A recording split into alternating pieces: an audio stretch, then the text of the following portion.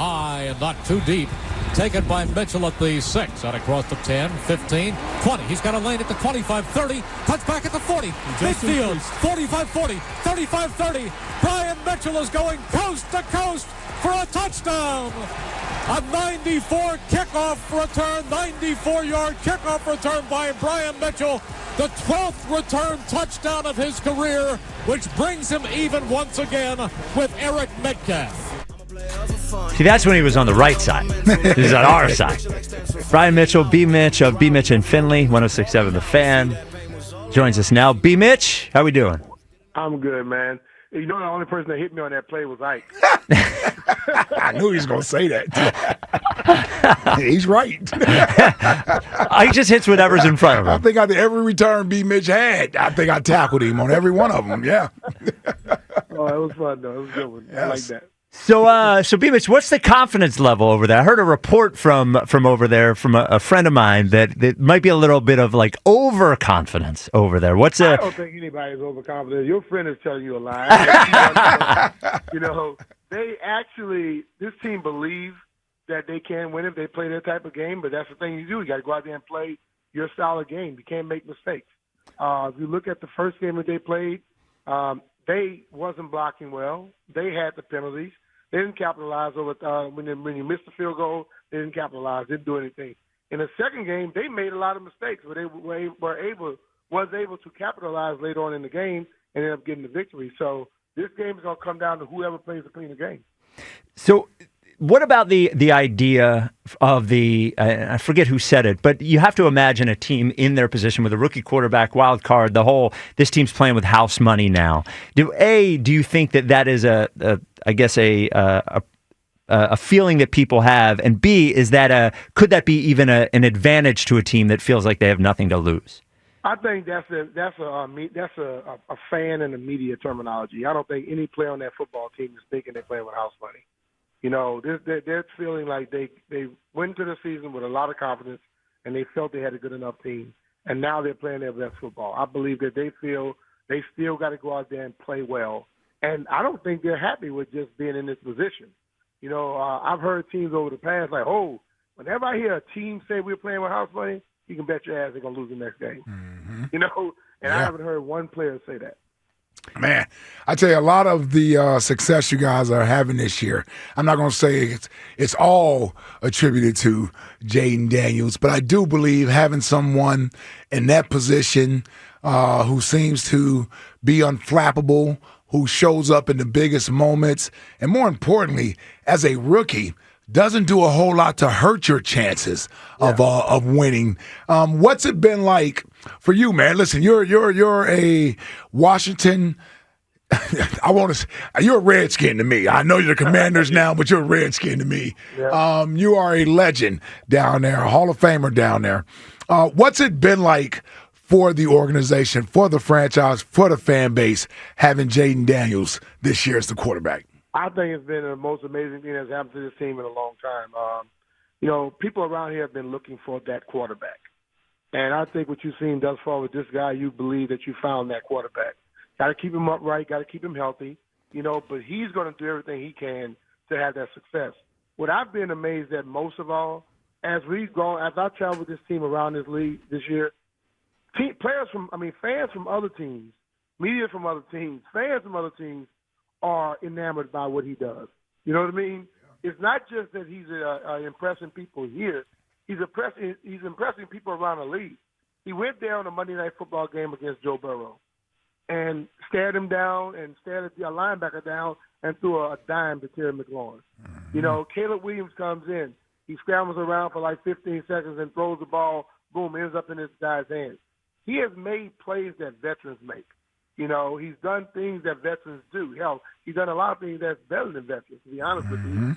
It's because the guy you meet people every once in a while that come around and they are all about football.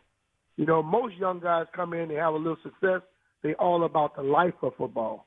Jaden Daniels has been all about football. Doesn't care about all the other stuff. And I think when you have that makeup like that, that's why you can have so much success. So the Commanders did lose one of their offensive linemen, Sam Cosby. How much of a loss is that? Obviously losing a starting offensive lineman, but within that perspective, how big of a loss is that? It's huge. It's huge because Cosby has been probably the best offensive lineman they had over the last 6-7 years or so. And then you lose him. I think Trent Scott came in last week and played very well, but he's not. He wasn't going against Jalen Carter.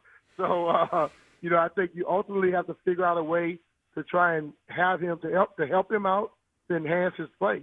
Or they may come with somebody else. They made the comment that they're going to use their best 5 players on the field, offensive linemen. So it could mean Trent again. It could mean Wally drops down because he's played guard in this league. He's played a long time, has a lot of experience. But the ultimate thing is, I don't know if one guy is going to block Jaden Carr. So you got to figure out a way to double up on him or have some tricks to go at him, find a way to go away from him. That's all you can do.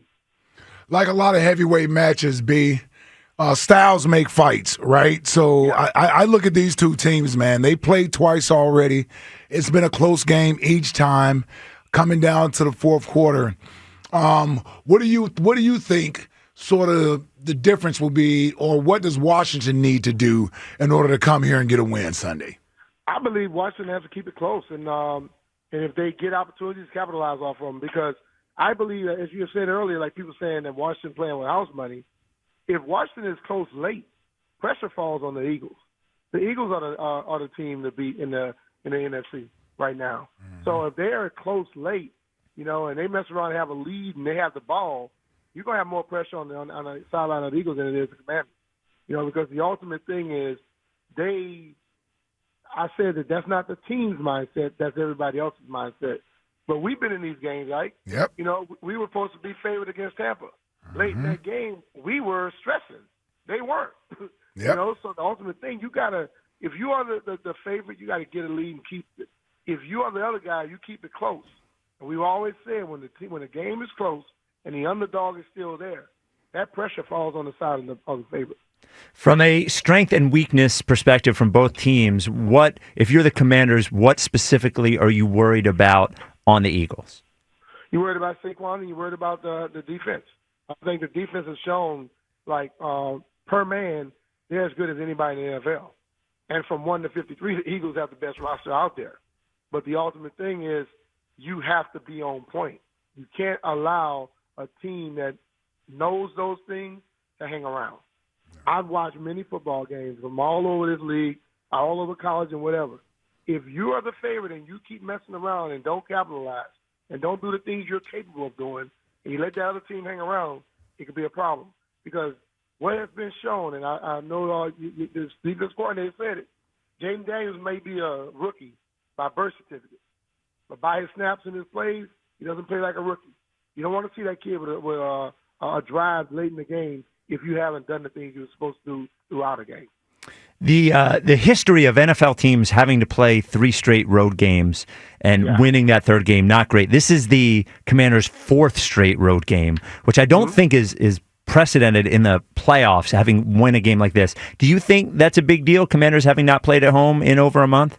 I don't think it's a big deal. I mean, when you go out and play football, one thing about it is when you're on the road, that's when you really your team is galvanized. I think with the Giants might have been one of those teams that went out there and did it when they beat the 18-0 New England Patriots. Nobody gave them a chance. They did it. I really believe that this team, they gained their confidence and their togetherness on the road. They played against Cincinnati earlier this year on a Monday Night Football game. They left from Cincinnati and went straight to Arizona. Stayed in Arizona, and they put 42 up on Arizona. That is when I think they begin to grow and they begin to become closer. We would go up to Lehigh training camp. We were away from our families, and you become close. You got to depend on your teammates. Mm-hmm. This team has been here at training camp all the time, right here in Washington.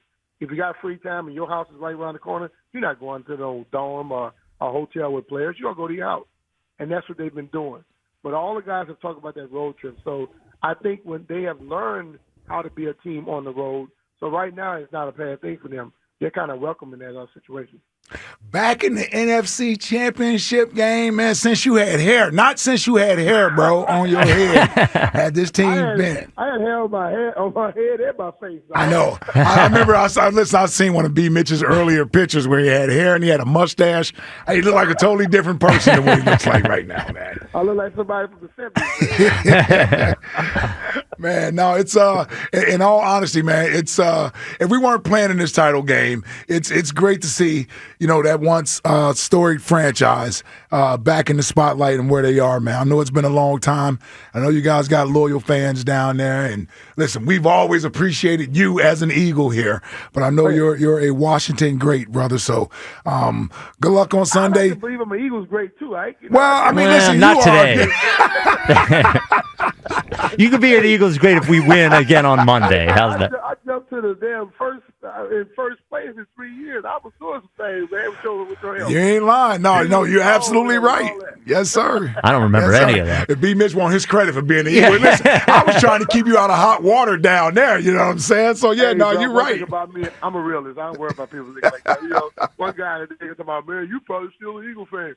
Bro, listen. When you play for a team, you're going to always be a fan of them. Yeah. If somebody pays you and help your family and help your kids out, help your lifestyle change, hell, you're going to always be thankful for that. If you're not, you're a fool. B. Mitch, one more thing, and I think we may have asked you about this the last time you were on, but this is... Josh Harris owns the Sixers, but also owns the Devils and also owns the Commanders. And until recently, that didn't really bug me at all. As a Sixers fan, I didn't care. But now that the Commanders are good and they could stand in the way of getting to the Super Bowl, now I feel bothered by it. Just the perception in Commanders land of Josh Harris, what is that? They love it. Because listen, they had Dan Snyder here, the Antichrist. Right. And now you got a guy that's coming here, and in less than a whole year, let's say, of true ownership, you're already a much better football team. For me, I look at it as Josh Harris is a businessman. Mm-hmm. And today, in this day and age, sports can make you money. And I don't think any sport makes you more money than a professional football team. And when he got the opportunity to basically buy his hometown team, a team he grew up watching. Yes, he owned the Sixers, he owned the Devils, but the ultimate thing, none of those sports teams out there are more valuable than the NFL franchise. And I think he had to make that move. Yeah. Yeah, I mean, it actually all seemed like it was building toward him trying to get an NFL team. I think a lot of the stuff that he did was being in position, because when an NFL team goes up for sale, there's a lot of people who are interested. You almost have to get picked by the NFL to do it. So,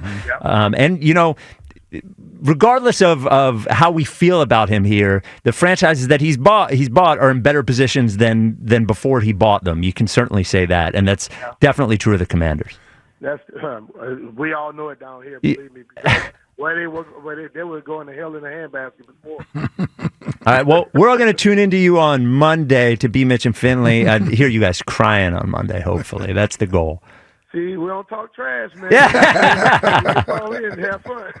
All right, B. Mitch. All right, broski. All right, bro. All right. All right, be good, man. Yep. There he is, Brian Mitchell.